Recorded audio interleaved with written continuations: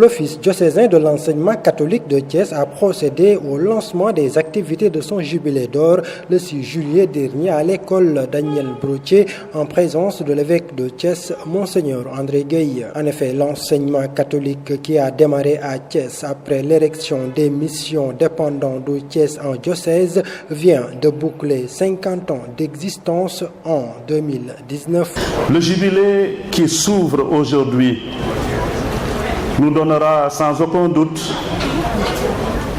chers agents de l'ODEC, de revisiter notre histoire, de faire un bilan mi-parcours.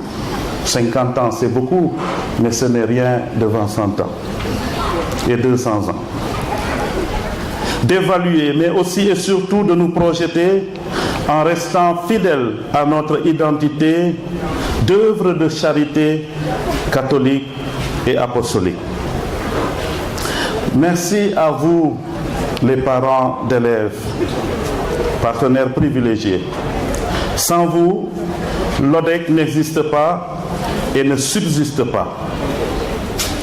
Un merci particulier à tous nos élèves. La plupart sont encore en vacances. Ce jubilé d'or de l'Office de l'enseignement catholique a coïncidé avec la cérémonie de fête des retraités 2019 avec ces 3 récipiendaires que sont M. Gaboutine, M.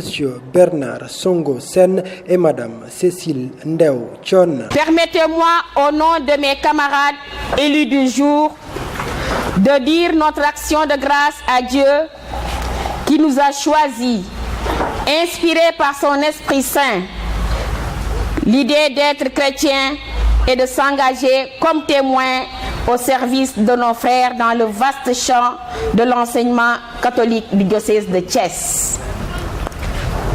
Cette carrière d'enseignant, de comptable, n'a pas été sans difficulté, mais par la grâce divine, nous avons su surmonter avec l'aide de la communauté éducative.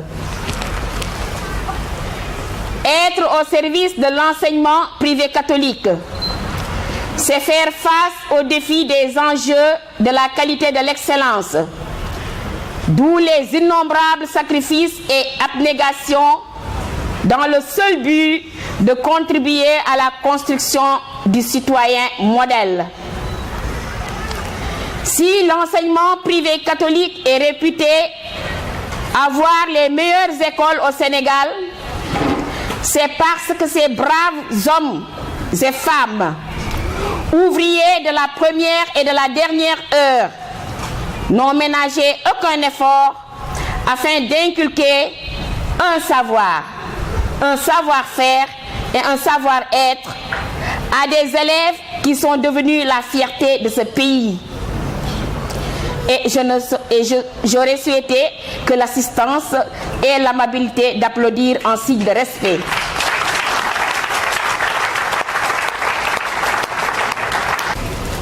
Grand merci à tous les organisateurs de cette cérémonie.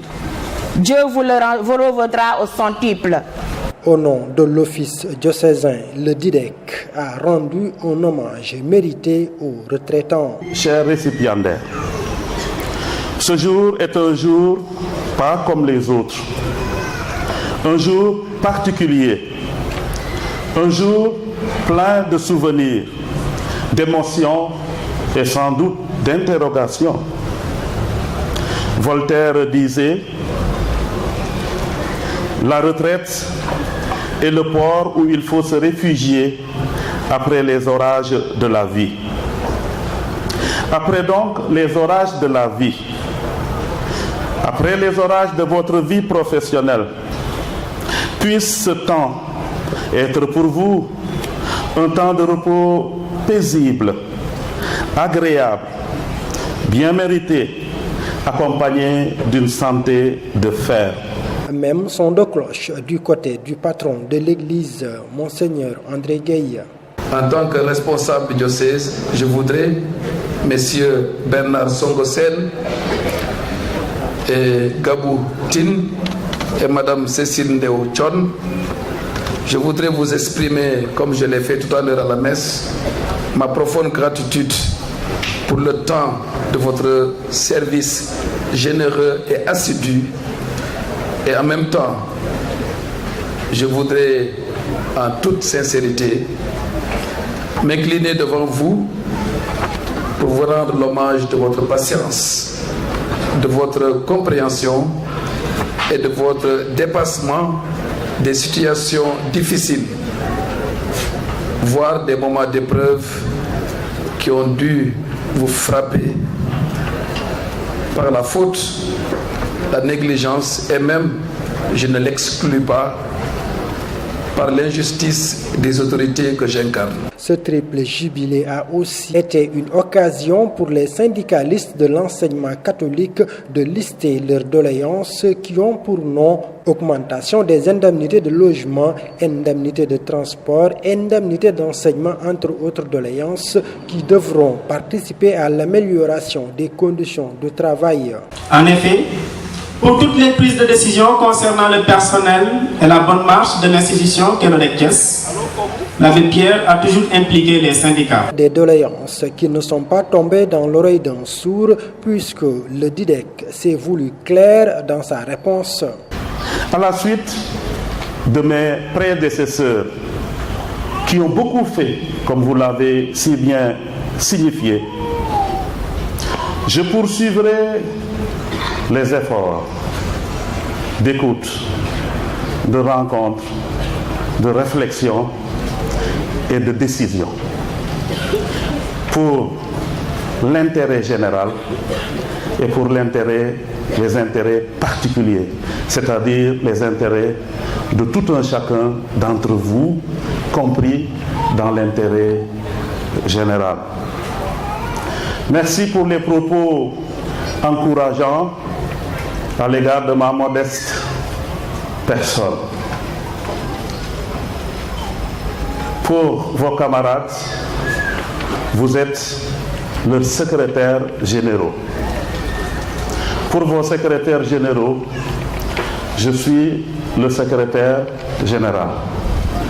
Je vous le dis parce que comme vous, j'ai été député à cette tâche par son Excellence Monseigneur André Gueye, qui me fait entièrement confiance et qui attend de moi que je puisse remplir convenablement, dans l'amour, la miséricorde et la justice, tout le travail qui est de mon devoir. Vous donnez l'assurance que j'ai entendu l'expression de vos aspirations, chers enseignants, exprimées par le secrétaire général du syndicat, M. Sis.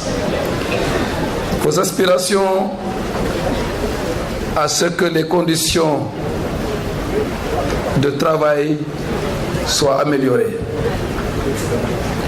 Sans oublier la gratification personnelle dans un esprit d'écoute, de dialogue, je dirais même de co-responsabilité avec les syndicats, votre syndicat, et dans un esprit de compréhension des possibilités réelles de notre enseignement. Nous devons faire des efforts, certes, mais nous ne pouvons pas tout, malheureusement. Avec gratitude envers vous tous, chers enseignants et personnels de service, j'en appelle, comme cela a été dit tout à l'heure, au renforcement du dialogue social. Pour le patron de l'église de Thiès, il n'est pas question de baisser la garde, il faut maintenir l'enseignement catholique dans l'excellence, mais également dans la fraternité. La couverture de nos différentes paroisses, de la dotation de nos différentes paroisses en école. Cette demande est récurrente lors de mes visites pastorales. Monseigneur, nous n'avons pas d'école. La couverture, parce que l'école doit servir à tout le monde et à tous nos chrétiens qui désirent y envoyer leurs enfants. Il y a aussi le défi de la viabilité de nos écoles,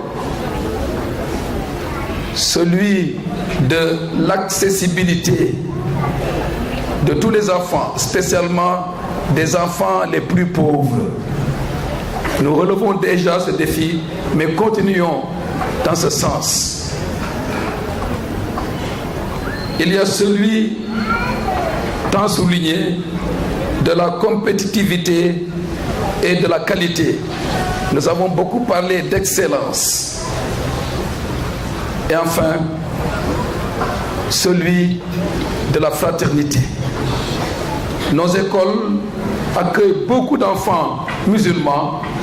Il faut cultiver la fraternité pour que ce pays reste une référence dans la cohabitation pacifique entre les différentes religions. Bien que ce triple jubilé soit une affaire de grands, les tout-petits de Saint-Bernard et les enfants de Sainte-Anne ont agréablement joué leur partition pour que la fête soit plus belle.